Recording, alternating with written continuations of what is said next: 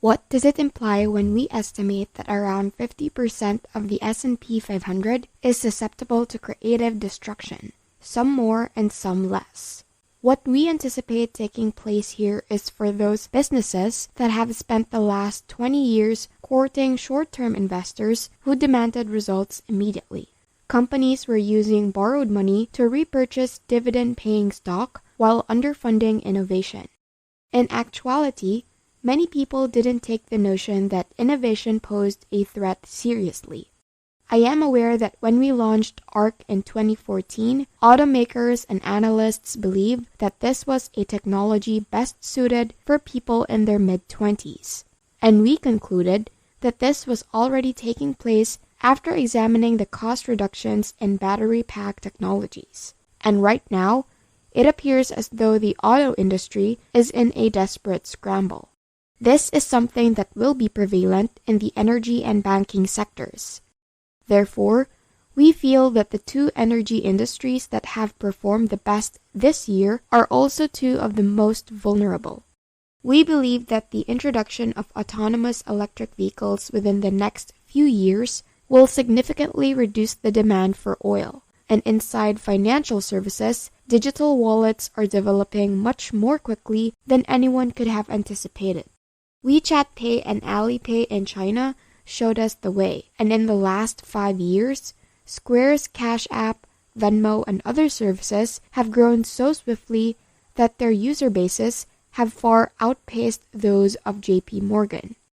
While JP Morgan reached this level by making one acquisition at a time, the digital wallet revolution has taken off and includes a social networking component. Buyers of financial services should use caution in this very attractive market. Therefore, the bad deflation is that enterprises with too leveraged products that will become obsolete will have to sell those things at a discount more and more often in order to pay off their debt. So there is positive deflation linked with innovation on the one hand, and poor deflation related with the creative destruction brought on by innovation on the other. A commodity deflation is the third cause of deflation that we predict will occur, possibly around the end of this year or more likely next year. We think that a lot of double and triple ordering is occurring right now, but businesses are unsure if it is double or triple ordering. I believe that supply chain management systems are improving, so perhaps things won't be as awful as they have been in the past. But we do anticipate that stockpiles will rise next year to a point that is well above demand, and that the unwinding of those inventories would result in a decline in commodity prices. Having said that, we need to keep an open mind in this situation. When a 20-year base is broken, like we just saw in copper, I pay attention. Regarding oil, we haven't, and the peak price was really $140 in 2008. Ever since then, there have only been lower level peaks. Since the risks of inflation are increasing, I would be extremely surprised if we went above that level. If we did, we would then have scored another victory. Let me know in the comments if you have any other questions about investing. Let's return to the video. The currency is another issue we keep an eye on. It would be unsettling to see the dollar depreciate. Now that the dollar is valued against other currencies, some of it may depend on how our monetary policies stack up against those of other countries. And on that line, let me just add that China has managed this crisis the best in terms of not just spending lots of money on it at random. And I believe that will work in their favor in the years to come. So I advise you to keep an eye on that as well. With that, I just wanted to highlight some of the reasons why we think deflation is a greater possibility. I appreciate being on that side of the wager since it appears that everyone is backing the opposite side. In most cases, the market has already discounted inflation or is doing so right now if we are wrong. I believe that these three drivers of deflation will confuse economists, even while it's nice to be uniquely wrong, since if everyone else anticipates one thing, it will likely be priced into the market. As I mentioned earlier, I remember being really perplexed in the era of 2006 when interest rates were doing this while interest rates were declining and the commodity prices were increasing. The payoff might be huge if you do take a position and differentiate yourself from the herd for a valid purpose, rather than merely to be the opposite. And I really appreciate that scenario in terms of the recent performance of value equities, particularly those that we believe are in danger, contrasted to the dramatic drop of innovation-oriented firms. We have a 5-year time horizon, as do most people who are focused on long-term innovation. Our research of these strategies typically revealed that investors would benefit from innovation.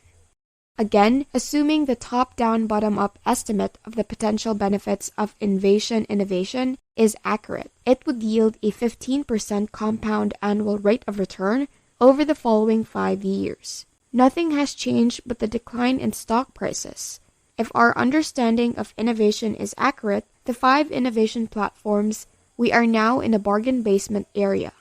Therefore, if the return anticipated at the beginning of everything was 15%, the return anticipated today again generally should be in the region of 25 to 30% per year on average for the following 5 years. I adore the situation, and we do believe that the bull market has spread out. We are eagerly anticipating innovation's return to the fray. The first phase of the stimulus is already in place, and economic indicators are showing it as well. And it appears like we will receive an infrastructure bill, which may involve tax increases. But the likelihood of that happening is decreasing as the midterm elections draw near. The less likely it is that major tax changes will pass, considering how close the margins are between the House of Representatives and the Senate. When looking at a 1-year time frame, the University of Michigan claims that it does appear that inflation expectations have increased somewhat. What is happening if firms are scrambled and can't fulfill demand, if they are doing so despite the fact that they are unable to keep up with what is happening elsewhere? The problem is that if you pay people not to work, and they won't work, and I believe that many businesses are having difficulties hiring staff, and in reality, temporary employment drop, which I've never seen before, is one of the key indicators of that. However, it informs us of those businesses that have employed temporary workers only to discover they are unable to recruit permanent employees. People who are working for them on a temporary basis are undoubtedly lured in with attractive offers. The average hourly earnings we saw would support the current sharp uptick in leisure and hospitality. Because the salaries in that category of employment are significantly lower than the national average, the mix shift should result in a decline in the hourly wage. They might not go into negative territory, but rather flat to slightly positive each month. We believe that's only temporary and that when this stimulus package expires, things will return around. But for the time being, it's causing inflation anxieties. Hope you have learned something from this video. What are your thoughts? Comment down below. If you enjoyed this video, make sure to click the like button, and also don't forget to subscribe to the channel and hit the notification bell for you to be updated on our latest videos. See you in the next video. Thanks for watching. Want to learn more and be more financially literate? Click on the next videos we have in our channel, showing on the screen right now.